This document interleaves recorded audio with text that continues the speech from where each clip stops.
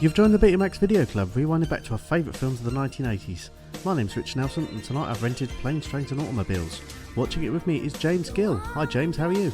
Mate, an absolute honour to be on this, so thank you for having me. No, it's my pleasure. Now, thank you for bringing your Betamax copy of this film. What's so special about it for you? I mean, I think it's... as any of my friends will tell you, I'm prone to hyperbole and saying that things are the best thing ever, and I'm always like super enthusiastic. But I legit think this is a perfect movie. You know, I saw it when I was a kid, and I saw it on VHS, or I should say Betamax for the good of the podcast. Keep it on brand. Exactly, keep it on brand.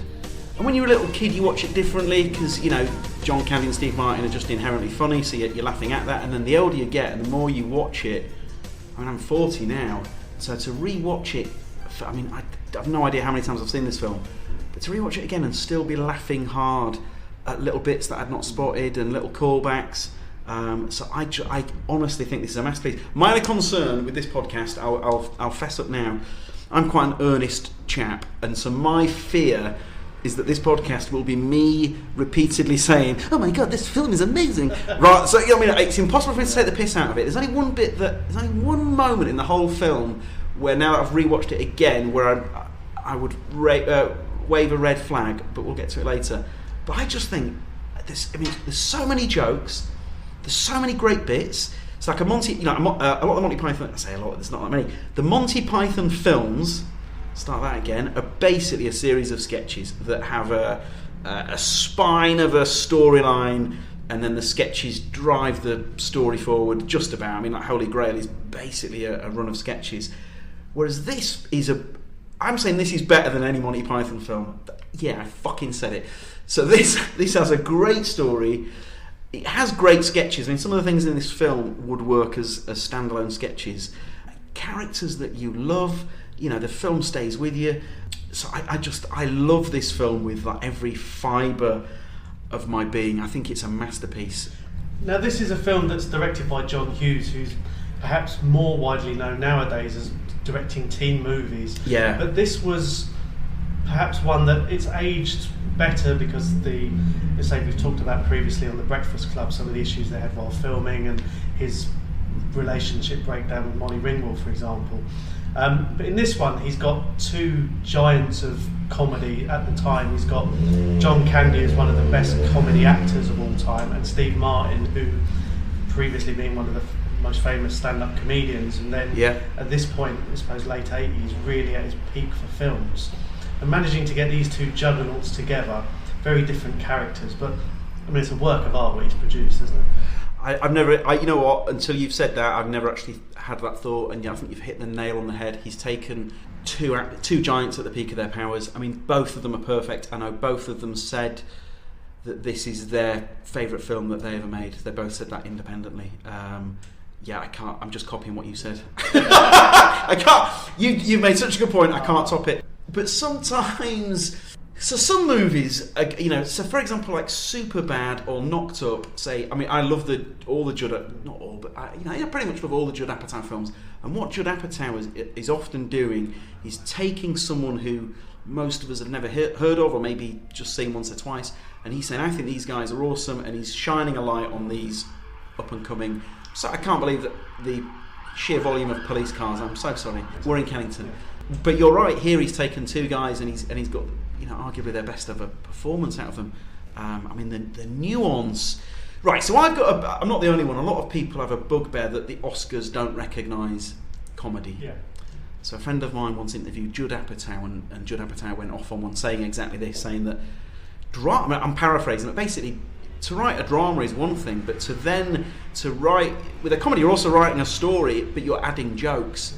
And he's so it was when There Will Be Blood was out, and he said, you know, it would be like writing There Will Be Dick jokes, and it's the same sort of thing. So I think one of the reasons why I love this movie is because it's a great film, but it's also hysterically funny. I can't think of a better Steve Martin or John Candy movie. No, I know. I was talking to someone on Twitter while I was watching the film, saying that it's hard to imagine, you know, maybe when I was younger and watching films like The Three Amigos, I might have laughed more. You know, essentially we've got two guys who are travelling, and it's an odd couple to borrow that phrase, style comedy. We've got Steve Martin's Neil, who's a very sort of steady, he's got a very successful job in New York, and he wants to get home to his family via first class.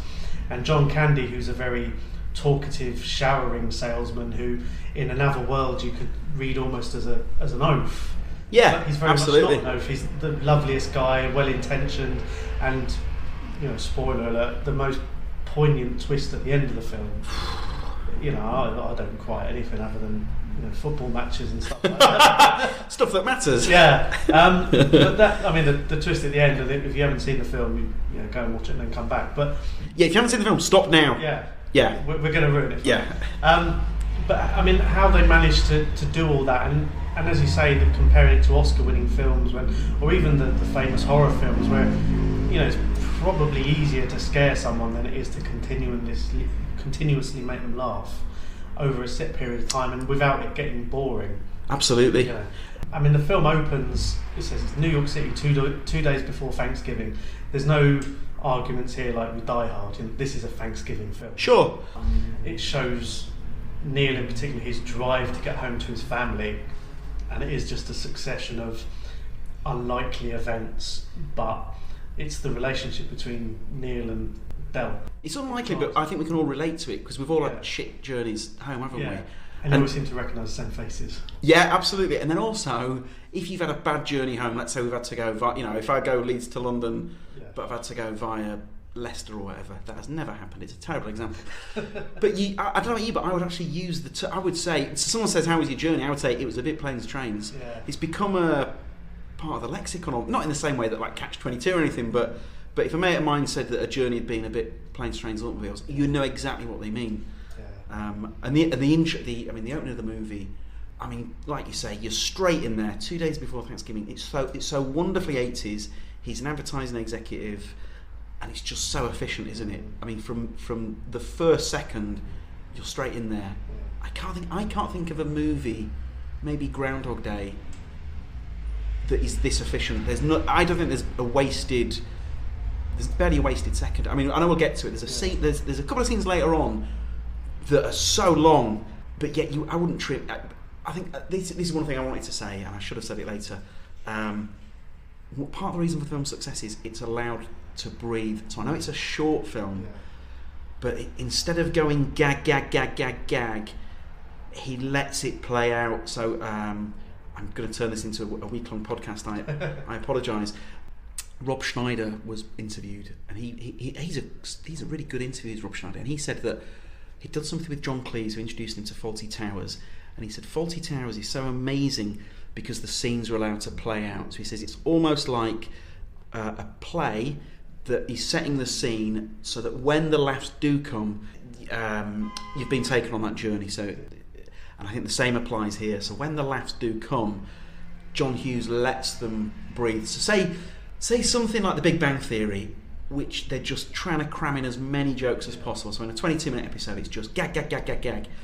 Whereas give me a Planes, Trains any day of the week, because the scenes are allowed to breathe.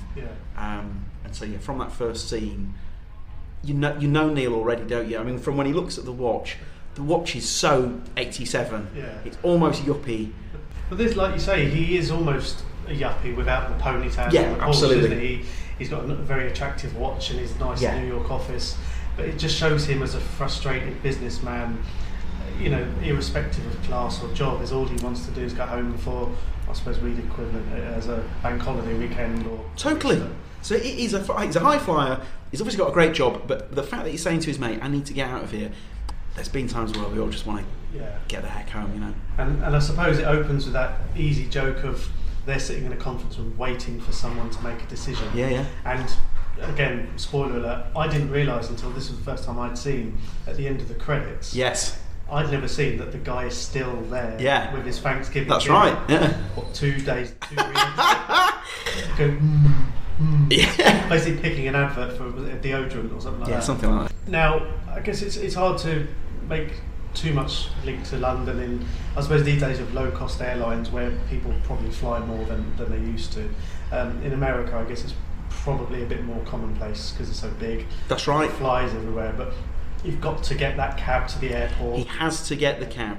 There's jeopardy. Yeah. So I think for anything to work, there has to be jeopardy. Any if you're telling any story without the jeopardy, you are screwed. Yeah.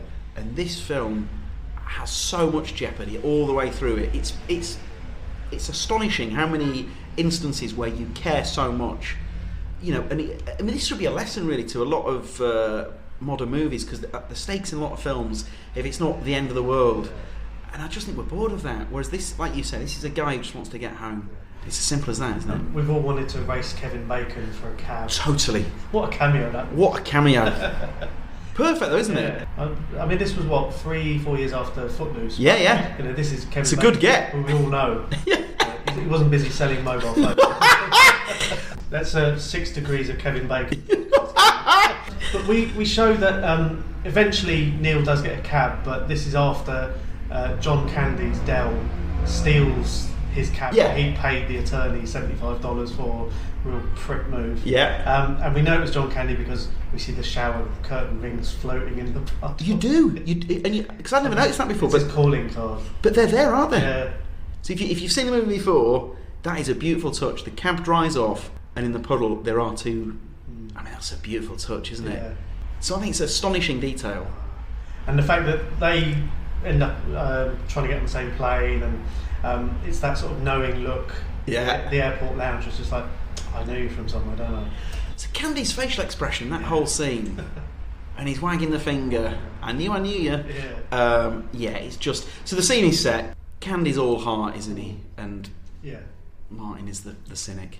He just wants to get home, but he's, you know, we all have those days when, and I suppose if people living in London or most big cities, just like headphones on, like head down, phone, don't interact. But it's John Candy, sort of outward extroverted character that really, you know, it obviously grinds him horrifically. So the scene on the plane where he says about there's nothing worse than so he says like I'm not much of a conversationalist. Have you ever done that to anyone? Have you ever said I'm not a talker? See, I think being British, I'm too polite. I'm definitely John Candy in this film. I'm the annoying dude trying to strike up a conversation. So this reminded me. So this sort of thing did once happen to me on a. My wife won't listen to this, so I can tell this story. I was a sports writer. I've been in Germany with Crystal Palace. So I was the Crystal Palace guy, 02 to 05. Flying back from Germany, there was a girl from New Zealand sat next to me, and I'm paraphrasing, but as I opened my book, she said, I hope you realise you're not going to read any of that. And so she struck up a conversation. Mate, with my hand to God, this is true. So we chatted all the way back, and then we got to the airport. We got the tube together to Victoria. Mate, I kissed the girl at Victoria Station. We went our separate ways. Kissed her, and I dated this girl. So John Candy and Steve Martin, they could have had a romance. But I bet they weren't talking about Aki Riolati. That's of the year. Yeah, it was that era. Yeah, so I've been the Steve Martin in that, and it ended up with a romance would be too strong a word, but it brought back warm memories. I'm going back 14 years. Yeah, but this wasn't an epic, you know, you didn't end up in Wichita. We weren't for a meal in Brixton. So their flight, it being Thanksgiving sort of end of November, so their plane stuck in the snow, they end up being diverted because they're both trying to get to Chicago, diverted via Wichita in Kansas, which I'm not 100% on American geography, but it's fucking miles away. Did you read that they had to build that airport terminal? No, what, the Wichita one? Is that not bollocks? You know, sometimes when you read something and it wouldn't surprise me. I'm quite naive, so I will believe anything, but when I read that I just thought, that seems like bollocks. So the story is that none of the official companies wanted to be seen as inept. So all the rental car companies, the airlines, everything in this movie is fake, because nobody wanted the equivalent of bad PR. And so allegedly they had to build that terminal. But is that not bollocks? So, to be fair, from some of the reading I've done for other films of this era, that sounds about right. Jesus Christ! That's when you find out that Steve Martin's watch was probably provided by Ratner's. Sure, right, yeah, exactly. Although that wouldn't be worth the money. No, you wouldn't have got the hotel room. Utter crap. They allegedly had to build a train track. Okay. But I'm reading this going, that can't be a thing. I don't know, but I suppose it depends when. Again, this is something I didn't read in the IMDb or anything, but I suppose it would keep the filming so they wouldn't have to go to Kansas, which is miles away, Yeah, isn't it? yeah, I guess so. But I mean, the flight when he takes his socks off, God. and and the line "my dogs are barking." I mean, that is. I know this. What's this movie now? Is it 31 years old? 31 years. Yeah. I mean, I'm laughing harder now than ever. I still find that. And Steve Martin's facial expressions when he's wringing the fingers in his collar. Yeah. I acted that out, so I apologise, listeners. But that's just a great bit. He's just so good at playing that frustrated guy who just wants a bit of peace and quiet, and of course it comes back to bite him a little bit. But this was around the time when he seemed to be playing a lot of these almost frustrated straight men. It was always under the collar, whether it was Father of the Bride, or even Roxanne. To a point, yeah. But he just peaked in this, where having to play that opposite John Candy, and it's something that you see. Mate, it's a better double act than Toshak and Keegan. This. Oh, brilliant! They work so well together. The way they dovetail, I honestly don't think this movie gets the. So I don't know why this film isn't talked about more. So I think there are lesser films than this. I mean, I think every film is less than this, that have had so much attention and so many documentaries and so. Right, I know John Hughes is dead and John Candy's dead, but there must be like archive interviews where they talk more about this. So I mean, I've scoured YouTube in the past to try unearth more. Yeah. Is this a good time to talk about the long cut of the movie? Yeah, of course. Yeah, I wasn't aware of this until someone mentioned it. So there's apparently the first cut was like 3 hours long, and then they cut it down, and then I think they cut it down again. With my hand to God, when the film ends and it says directed by John Hughes, that's 1 hour 22 minutes. Yeah. I mean, fucking hell, mate. They've crammed so much into that. 1 hour 22. I mean, because I know Groundhog Day, that's super lean as well, isn't it? Yeah. But anyone who's bringing in a comedy at more than 2 hours, I think it's not exaggeration to say that they should be whipped. Well, this is the point, I think, when you said about Judd Apatow earlier, where I found some of his films are too long. Yeah, they seem to just have that third act or that middle part where if it's a relationship, they've got to have the moment of peril, haven't they? And that seems to be a bit dragged out when.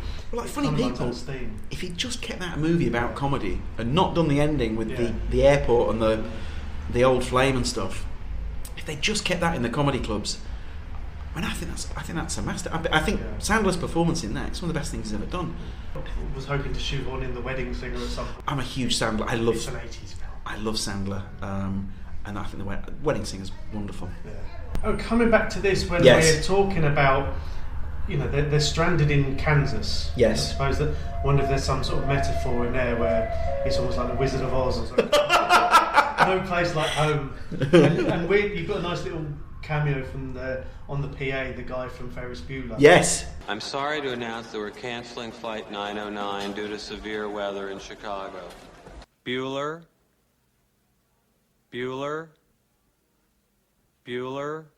See what it says behind him? Nowhere. So it's just a stupid little gag saying that the flight is going nowhere. But obviously it wouldn't say that at an airport. Probably nowhere, Minnesota or something. Yeah, exactly. Yeah. Dell he's the seasoned traveller because he's had to scour the country selling these shower curtain rings, hawking them off. Knows everyone. He's one of these guys. He's one of those guys, isn't he? You know him from the pub. And in this case, he probably does actually know these people, rather than I know so. But yeah, everyone knows his name. Yeah. Everyone knows when he turns up at this hotel that he's had the foresight to arrange in advance because he knew what was That's coming. right. And he turns up and says, "Oh, it's Dell. He sold me the shower curtain rings." And hang on, have we missed the taxi? Oh, of course, yeah, the taxi. The detail that's gone into that cab. What is that? 20 seconds of screen time, if that? And then the line from Candy is he's just proud of his town. That's a rare thing these days. Beautiful writing and so funny, You can imagine comparing that to nowadays if they did that scene and it was an Uber. You had to rate the driver at the end for the quality of pornography without. Yeah, it would have been gag. Yeah. Whereas in this, it's the characters who get the laughs. Because again, that's just a visual. It's not really played upon other than Steve Martin's clear sort of. He's out of his comfort zone, isn't it? That's right. He's out of his comfort zone. You're right. He's looking at pornography. Yeah. He's in a fucking weird cab. The cab is obviously stitching them up. Because Dell has booked it and manages to. This is where the whole credit card thing gets switched because they have to pay the deposits and. It's so heavy-handed, that, isn't it? Yeah, so it's like, here you go. Here's one credit card with one name. picks up the wrong one. I mean, someone may as well have come on the screen and gone, they've switched credit cards. They really want us to know that. Oh, so in the longer cut, and I think it's in the trailer, when they're on the aeroplane, a guy with long hair is sat in front of... I have no hair, and I'm acting this out as if I've got hair like Neil from The Young Ones. A guy sat in front in the aeroplane, his long hair dangles in Steve Martin's pudding, and John Candy fishes the hair out of the pudding, and continues to eat the pudding. So it's a nice gag, but it probably doesn't add anything to it, you know. I genuinely think it's the greatest comedy of all time. I mean, hands down. I think we talked about before as well about how in some films technology or the lack of it ages it one way or the other. Sure. But in this, other than one or they'd have a mobile phone or access to the internet, that wouldn't massively change. I agree, the dynamic, because the story's so simple. Yeah. Man wants to get home. Yeah. Which is why I think it totally holds up now. Yeah. Please tweet that I'm wrong. Someone will. I cannot think of any other film where you have back-to-back two of the greatest scenes of all time. So we get to the bedroom, and the first great scene is Steve Martin destroying John Candy's very essence. You know, here's a tip, have a point. You know, that whole rant. And the thing about that rant, and what I was saying earlier about things being allowed to breathe, it just doesn't stop. So it's just insult after insult after insult. You know, I've sat through insurance seminars, sat there for hours. You know, I've been with Dale Griffith. Oh, I know what you mean. So that is, I mean, it's just, he may as well have just slapped him across the face, and it just doesn't stop. And then John Candy comes back with the, go right ahead, have an easy target, you know, go right ahead if it makes you feel better. And that whole speech, and Candy's face, and he's nearly tearing up. He's had his heart ripped out of his chest. So I think that is a 10 out of 10 scene. And then Candy goes to bed, and I think Candy's character, he reminds me of my oldest daughter, who is 3. He's got like these beautiful childlike qualities, and when he sulks, he looks over his shoulder to make sure that Steve Martin is watching, and he is, and then he quickly turns away. So that I think is perfect. And then that takes us into one of the most famous scenes in comedy history.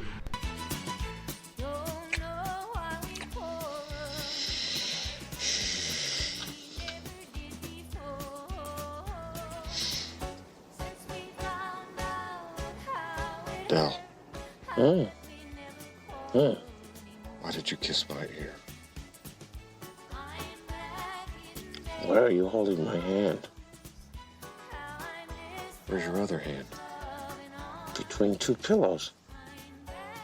Those aren't pillows.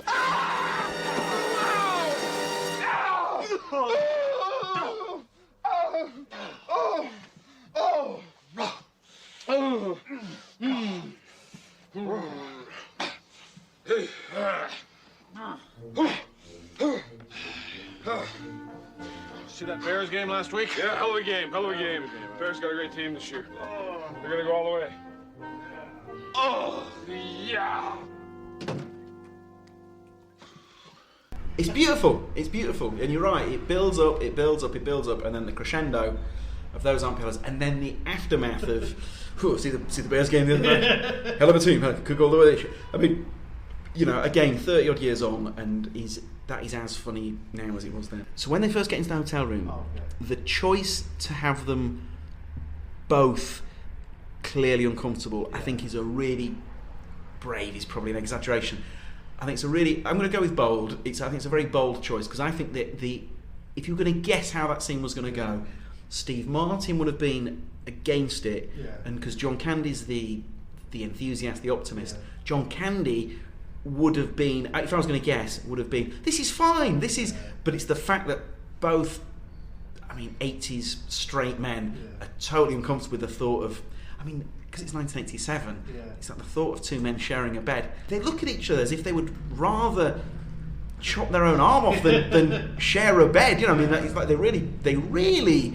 I think if in this day and age, if it's two geezers, I've never said the word geezer before in my life. If it was two geezers, what? I'm from Leeds.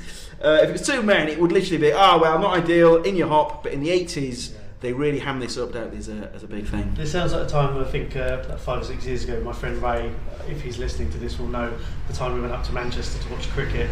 He left me in charge of booking the hotel room, and this wasn't long after I'd booked hotels for my wife and I to go on Oh, holiday. God. And of course, I'm on autopilot. Oh, no. Yeah, double room.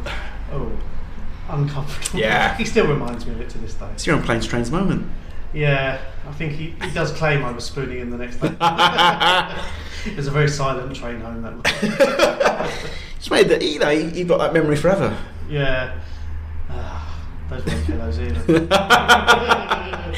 Now, one thing we do find between the shower, for example, and waking up was they got robbed during the night. So Yes. the long-haired chap breaks in and steals the cash. And of course they know that because Neil has got $700 cash and Dell has exactly the amount he remembers it, $260 and so many Sure. things. But it's for things like this when the next morning when they're both still in that uncomfortable, yes, right, solid handshakes with men, you know, and they're waiting for the lift to the train, and it is just that sort of just a pound. It's Hicksville, USA, isn't it? Yeah. Our first baby came out sideways and she didn't scream. And that's, again, it's just thrown in there as a line, isn't it? And then they just move on. It's what I mean is they don't sell it like a punchline. No. He just tosses it out there. It's just that's how he speaks. Yeah. It's fantastic. The funny bit, which of course gets completely ripped off by Dumb and Dumber a few years later, is they get a ride to the train in the back of a pickup. That's right. Yeah. With the world's angriest dog. That's right. And the dog's guarding one solitary glove, and Neil's trying to get this glove, and this dog's really angry. And he says to Del, "What do you think the temperature's out here, shivering?" He goes, 1. There's no huge build-up. There's no witty comeback. That's right. 1. It's just that the strength of the writing is allowed to stand on its own 2 feet. And the fact that even the length of the film, just to keep it tight, it's just 1. It One. doesn't have to come out with something sort of poetic or anything that comes out of it. As you say, this huge punchline. It's just 1. Their chemistry is it's undeniable, isn't it? Oh, yeah. I mean, from the first moment, I know he looks him in the cab, but from the first moment at the airport, they're just off and running, aren't they? You know. So apparently, have you heard it? Apparently, it wasn't a very happy shoot. I've written this down. It's like hundreds of thousands of feet of film, and then 600,000 feet of film. And yes, apparently it wasn't a happy shoot. So when they needed snow, there wasn't snow. Okay. They had to bring snow in. For the record, I've never heard so many police cars No, it's good job we're hiding in there. in my life. Yeah. It sounds like one of the things that almost Dell, and one of the things I thought about because there's a scene a little bit later on when he sells shower rings to people as earrings, and you kind of feel like he could sell snow to Eskimos. And that's almost comes back to him. But that's a great scene. Because then you see him at his best, don't you? Yeah. You see him, like you say, that he's selling them as accessories and, Yeah. and so on. So he does have the skills to pay the bills. He's not. Again, it would have been lazy for him to have been bad at his job. But the fact that he's good, it's a bit like Brent in The Office. There are times when you see that he's actually. When he applies himself, he's capable of being good. As you say, he's not just there as the comic big guy to sort of roll off and. That's right. You know, he does have a purpose. He's fully three-dimensional. Yeah. In the hotel, you see him look at the photo of the wife. Yeah. So that that's the first. Again, that's brutal foreshadowing. So he's looking at the wife. The pathos is through the roof. Yeah. You've got Steve Martin treading through the water in the kitchen, in the bathroom. So he's obviously a complete child when it comes to looking after himself. So all these building blocks are being put in place, aren't they? That they work at the time, but also for the payoff that's to come. Yeah. Just makes it that more rewarding. I mean, and by the time we get onto the train, of course, we're still quite early into the film. It breaks down within minutes, doesn't it? I mean, Yeah. I'm able to see exactly what you want on the screen. It doesn't take long for it to break down, and even Neil is now making idle chit chat. That's right. He's reading the magazine. It's almost like John He's Candy's learned rubbed something. off. Yeah, totally. And again, the first time you watch that, I certainly wouldn't have picked up on that. But already, if you've watched it like 100 times, you do realise that Candy is already having a positive impact on Steve Martin by striking up a stranger. And then he says, "You smell smoke." Yeah. The train breaks down, and again, John Candy. It's that childlike thing of him trying to carry his case, and he's deliberately looking for Steve Martin, who comes over and helps him along. Again, eventually. It's that little bit extra jeopardy that isn't. I mean, obviously, it's sod's law that would happen, but obviously, it's required to move the film along. Sure. And even the next part where they've got to get a coach, and it's not a coach to Chicago, it's only a coach to the next major town. And it's this the scene where you're stuck on a coach going wherever. I mean, in America, it could be an 8-hour journey for all we know. And it's like quick, like schoolboys at the back, like that little nudge going. It's like the scene from National Lampoon's European Vacation where he goes, I think he's going to porker, and then the dad's going, he's not going to porker, and then he looks over, I think he's going to porker, and it's like that. So Steve Martin would obviously never look at two, what are they, teenagers kissing like that, and then of course the moment he looks, he gets. Why don't you take a picture? It'll last longer. That can't be where that phrase comes from. It must have come earlier. It must be an old phrase. So there's that, and then John Candy finds it hilarious, and then it takes us to another great gag, and it's the 3 coins in the fountain. So it's not the same, but a similar moment. I went to go see. So what happens is in the films they're trying to start a sing-song. Yeah. John Candy, man of the people, is clearly pulling the strings. Yeah. Steve Martin, out of his comfort zone, tries to start a song, and he starts singing 3 coins in the fountain, and the beautiful gag is every single person on the coach turns round. And so I went to go see Wayne's World 2, and the scene, it was in the Leeds Odeon, absolutely, maybe not packed, but anyway, and the scene where the roadie says to Chris Farley, so the guy that's playing Del Preston, basically playing the same part, says to Chris Farley, tell me, son, why are you here? Chris Farley goes, because I've got no place else to go, and it's the gag from Officer and Gentleman, right? So when Chris Farley did that, I absolutely pissed myself. So I mean, I would have been like, I don't know what year it came out, mid-teens. So I guffawed, and every person in the Leeds Odeon turned round as if to say, "What are you doing?" So they were on a bus from Leeds, were they? They were on a bus so it happened more recently as well. So I went to go see Skyfall opening night, Islington View.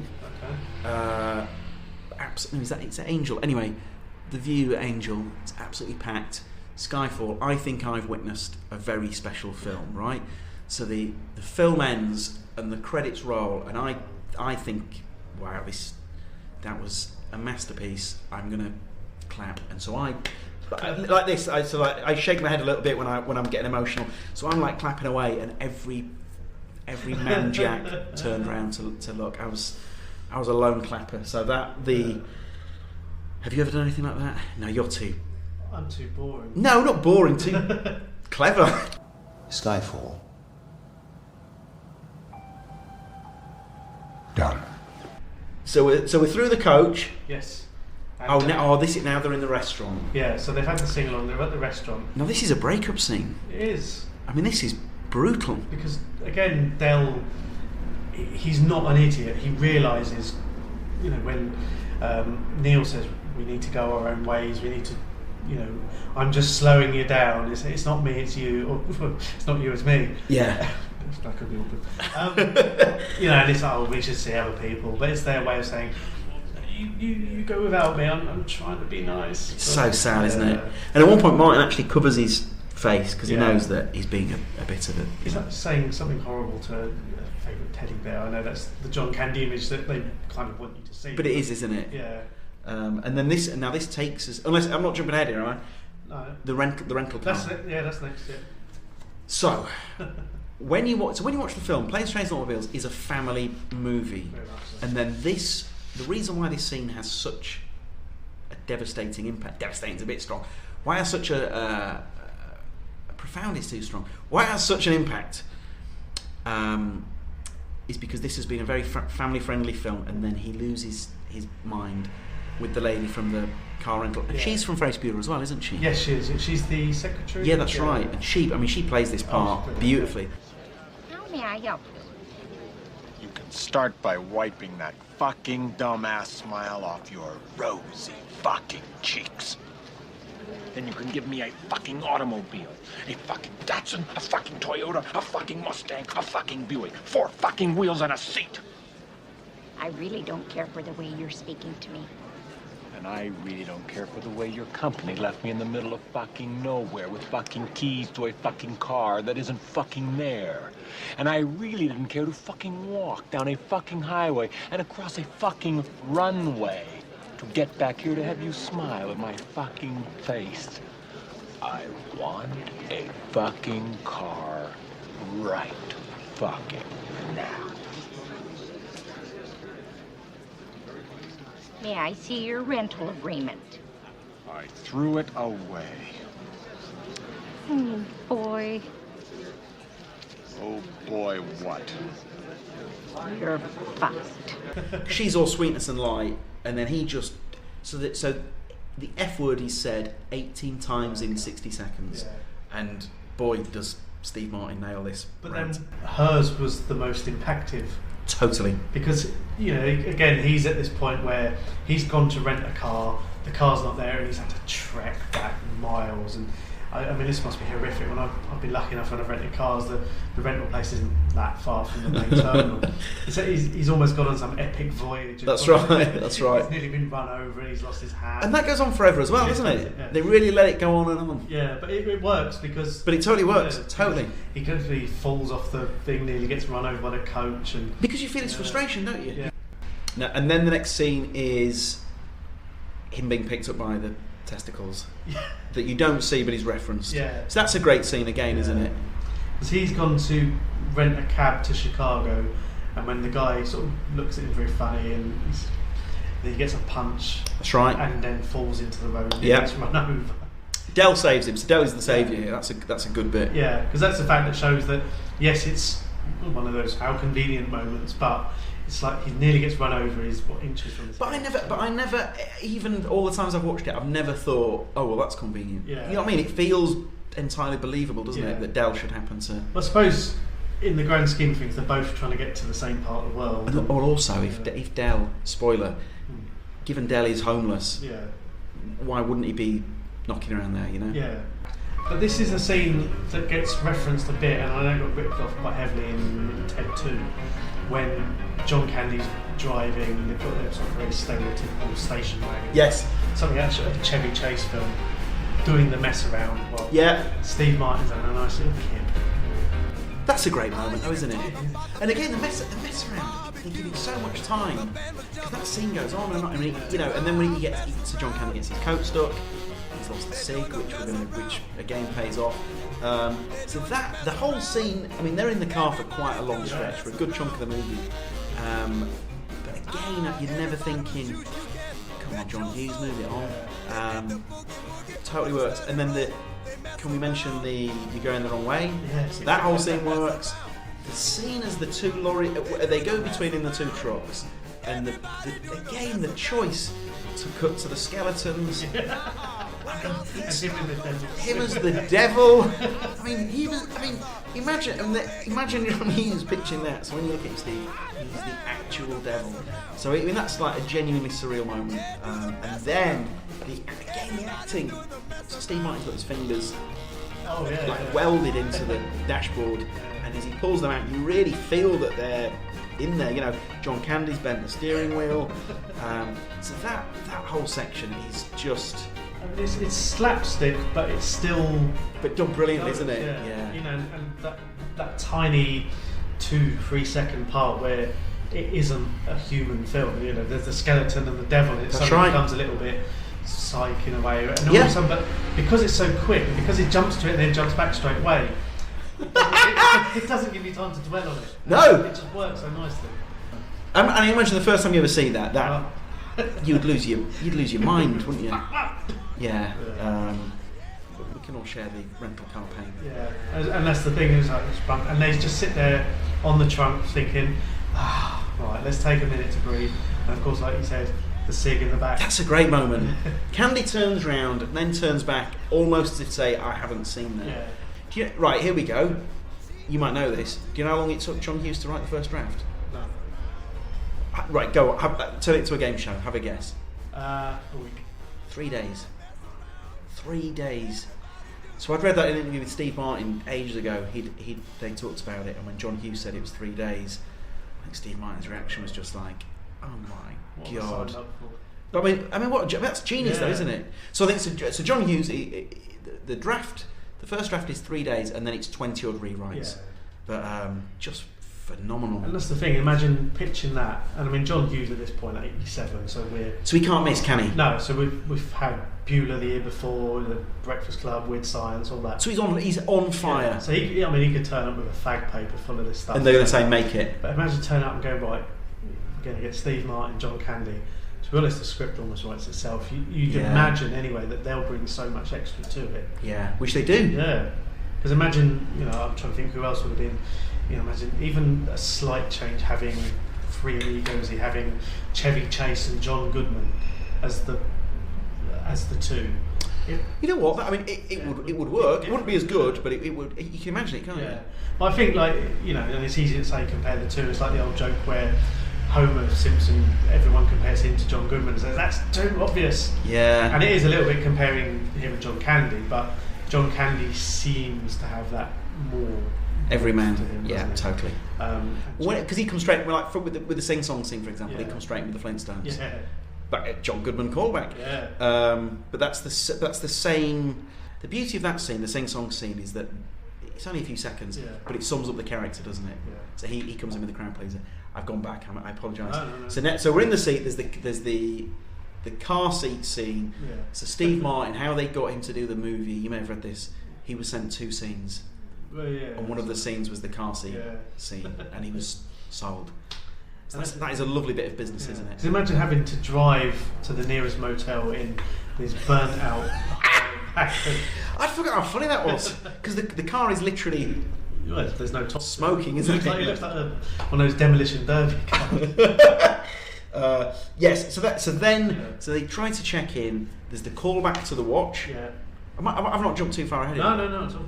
Call back to the watch. They check in, and there's the beautiful moment where Steve Martin looks out, and John Candy is going to have to spend the night in that. So they are in the same hotel room, and that is a lovely moment where they're bonding. They're drinking their little shorts.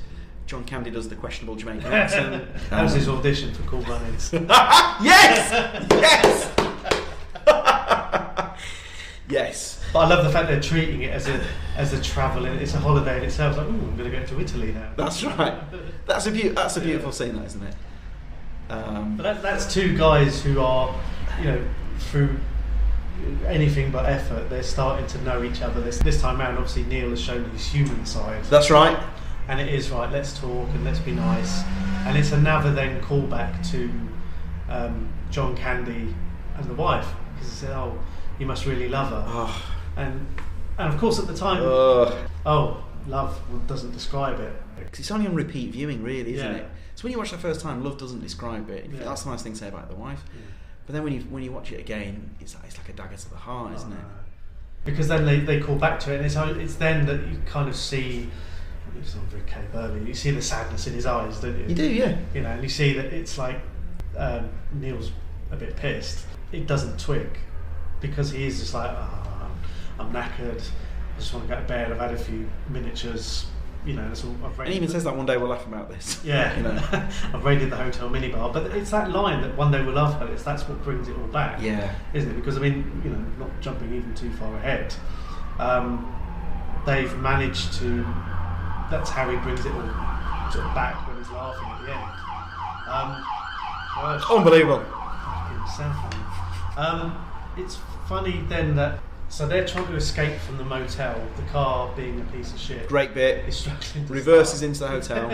Steve Martin's face, like, ugh. Yeah. But even then, this staid guy who maybe 3 days earlier would have been, even at the very least, I must leave my details. So he's now got this adventurous spirit, hasn't he? So they drive away, and then it's the great Michael McKean, isn't it? So Michael McKean has a couple of lines? Well, that's the thing. He gets quite high billing in the film, and he's in it for 20 seconds. Do you think this? What's the line? Do you think this car is roadworthy? Yeah. Yes, I do. Top of the morning, officer. Hi. Is there something I can help you with? What the hell are you driving here? We had a small fire last night, but we caught it in the nick of time. You have any idea how fast you were going? Funnily enough, I was just talking to my friend about that. Our speedometer's melted, and as a result, it's very hard to say with any degree of accuracy exactly how fast we were going. 78 miles an hour. 78, huh? Well, yeah, I could buy that, sure, I guess. You would know better than us, especially since we got a melted speedometer. Do you feel this vehicle is safe for highway travel? Yes, I do. He's supposedly a super nice dude. So I've heard. Do you know what you pronounce? The award, the Canadian Academy Awards are called the Candies in honour of John Candy. That's amazing. Isn't it? Yeah. You can imagine that they're going to rename the BAFTAs after Russ Abbott. Jim Davidson. the Davies. So there's one year when Norm Macdonald is hosting, and he says, "What an honour it is for me to be hosting the Candies." And he said, bumped into Chris Rock, and he said, "Hosting the." I bumped into Chris Rock, and I said, "I've got some great news." And Chris Rock goes, "Oh, me too. I'm hosting the Oscars. Anyway, what's your news?" And Norm Macdonald goes, "It doesn't matter." We're pretty much at the end of the movie. Yeah. Because they've got the ride to the station in the back of the cheese lorry. Yes. And this is where what we think is they part ways for the last time. They're on the final straight. Neil gets on the train. Did you see the twist coming? When he's on the track, so they say goodbye, and I legit, I'm only a child when I've seen it, to be fair, but in most movies that's the end of the film. Nice to meet you, thanks very much. But the twist of when Martin processes it, like the end of, almost like the end of a detective drama, and he's piecing together. And when the penny drops, I didn't see that coming in a million years. And the fact that Dell is sitting in the waiting room of a station that's closed for Thanksgiving, there's no one else there. I mean, we've been to stations across this country on a Sunday, but this is 100 times worse. And he says, "I don't have a home." Yeah. I mean, that line, "I don't have a home." Because he's recalled those very brief scenes. Because it is, one day we'll laugh about this, and then it's, and then he starts thinking, like, hang on a minute. I haven't been home for years. So his wife died 8 years ago. Yeah. So he's been just drifting travelling salesman for 8 years. I mean, it's a killer, really, because you don't see it coming, because this film hasn't had that build-up. No. 8 years. If it's a 2 years, that's sad. But 8 years. Oh my God! And imagine listening to Neil. The times he was saying, "I need to get home to my family. It's my daughter's Thanksgiving pageant, and this, that, the other," and he's even those little things. He's just simply going, he's obviously not that open and comfortable to talk about it, because he seems to want to talk about everything else. That's right. And yet this one thing he's kept to himself. So and then the ending of the movie, when he takes it, when he goes back with the family. So I'm glad there's not a sequel. Yeah. I'm glad it's a standalone, but a sequel would have worked. And I wonder if Uncle Buck is the sequel and he tweaked it, because it's not a dissimilar character living in a nice house with the kids. So I've got nothing to prove this, but I wondered if that was the germ of the idea, because it would totally work, wouldn't it? And bear in mind the house is the same house from Home Alone. Yeah, sure. Of course, there's that. And then the end. So the ending of this movie is the same frame as the end of Uncle Buck, in that it's John Candy doing a very similar smile on a freeze frame. This is, It's a Wonderful Life almost, isn't it? It is. Family rushed to That's meet right. him and everything. I thought the exact same thing when the family rushed to meet him on the I don't know what hearth is, doorstep, but it is very It's a Wonderful Life, and then she comes down. So it's not a criticism, but it's only when I watched it this most recent time. She comes down the stairs with like red eyes, as if he's Terry Waite, who's been a hostage for I don't know how many years. Because it's only been, all right, no, it's sad, but he's only been away like a couple of days. But the way she walks down and the way they look at each other, it's only when I watched it this time where I thought, all right, guys, it's not been that long. But I'm. It's almost like that's the only crumb of. It's not even fault. That's the only. I know on some podcasts they like destroy a movie, don't they? And I'm doing the opposite. I'm like worshipping this film. What were your thoughts there? That was the only part that felt a little bit laid on, because the part where the reveal almost, where John Candy's backstory, and that's not laid on at all, is it? No, because that's a punch. But it is. That is a punch. Finally we've seen that come together. But That's a gut punch, whereas this, they're almost trying to emotionally manipulate you with every time you go. Paul Young, can I sing that? No, we've got something else, thanks. Every time you go. So they're really laying that on thick. The only other time they lay it on thick is when John Candy gives his go right ahead if it makes you feel better. That speech, as you get to the end of it, they sprinkle on some music as he sits on the bed. Doesn't need it. And that's the end of the movie. It is. Fucking hell, mate. And as you say, it was an hour and 22 minutes. Yeah. And all in. That was it, and it's so quick, and there wasn't any filler. Whereas, a 3-hour cut or however long this there's no filler. Bastard would have been. It would have been. It's so efficient, and it moves forward at such a pace. So look, I know that when you do the top 100 films ever made, I know that Citizen Kane is number 1. I know, Lawrence of Arabia I haven't seen Death Wish 3. Is up there. Death Wish 3 is always number 4. But all the movies that are in, say, the typical top 10, I've seen all those movies. Maybe this just means that I am ignorant. I've seen all those movies once. Whereas a film like this, I've seen. Give me this any day of the week over Lawrence of Arabia. You can see a lot of those and think, okay, they're wonderful films, and they're perfect examples. I totally get it, and I get they're made beautifully, and I get that the scene with Omar Sharif, approaching the camera. I get it. I get all that. But give me Planes, Trains any day of the week. You can't have fine dining every day. You can't have the. But I think this is fine dining. Honestly, I promise. This is the world's best burger. Yeah, I mean, look, I know there's not a tracking shot that goes on for but if I'm going from a gig, if I'm not watching Peep Show for the thousandth time, I'm watching a Planes, Trains, or I'm watching The Wedding Singers we talked about before. Yeah. But yeah, I honestly, man, I thank you from the bottom of my heart for making me watch this yet again and getting to talk about it and getting to just say how much I love it. But this is the thing, is that and touching on it earlier, we were talking about the films that we do on the podcast, and most of them are films that are either ones that they're our favourite bad films, or they're ones that we do try and get something positive out of them because we remember them for generally good reasons. And there have been a couple of absolute stinkers that even then we found, amazing. I did a whole podcast about the Garbage Pail Kids, and while it was full of us going, it was shit, it was still, remember this shit from 30 years ago. Go on, does it have any redeeming qualities? No. Right, okay. And it fully deserves several votes as the world's worst film. Right, okay, fine. But yet, there are parts of it you just go, and it's the fun in talking about it, and we did acknowledge it was dreadful and an affront to humanity, but then you get films like this where some of the films they're a bit silly, but we love them. And sure. There's ones like this, which can rank along with comedies of the year, or even think like Ghostbusters or that, but they are one of the general best films. And I'd take this over Ferris Bueller. Oh, definitely. I mean, I've put on record several times. I think Ferris Bueller's an absolute dick. He's a tool, isn't he? Well, before we go, James, if you'd like to tell us, because we're here in the Tommyfield pub in Kennington. Yes. Your Always Be Comedy show that you curate and MC is we're here waiting for it to kick off. Tell us a little bit about it. It's been going for 7 years. It's every single Thursday.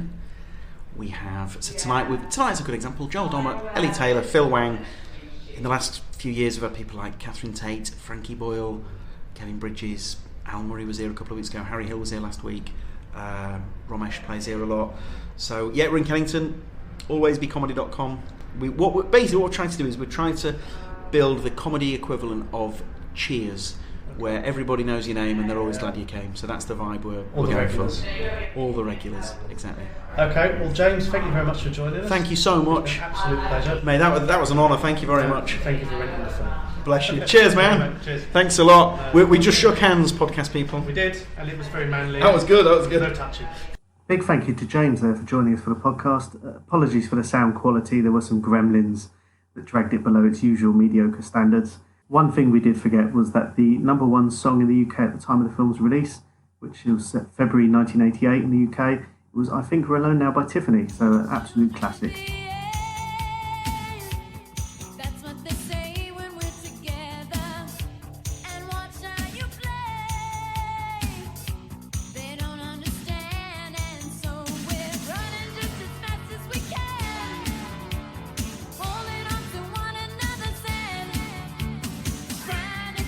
Away.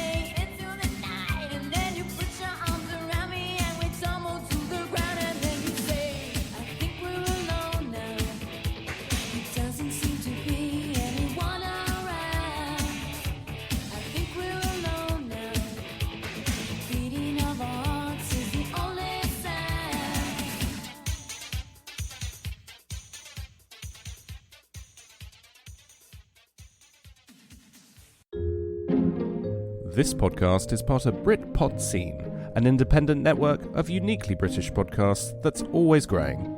Check out BritpodScene.com or BritpodScene on Twitter to find out more.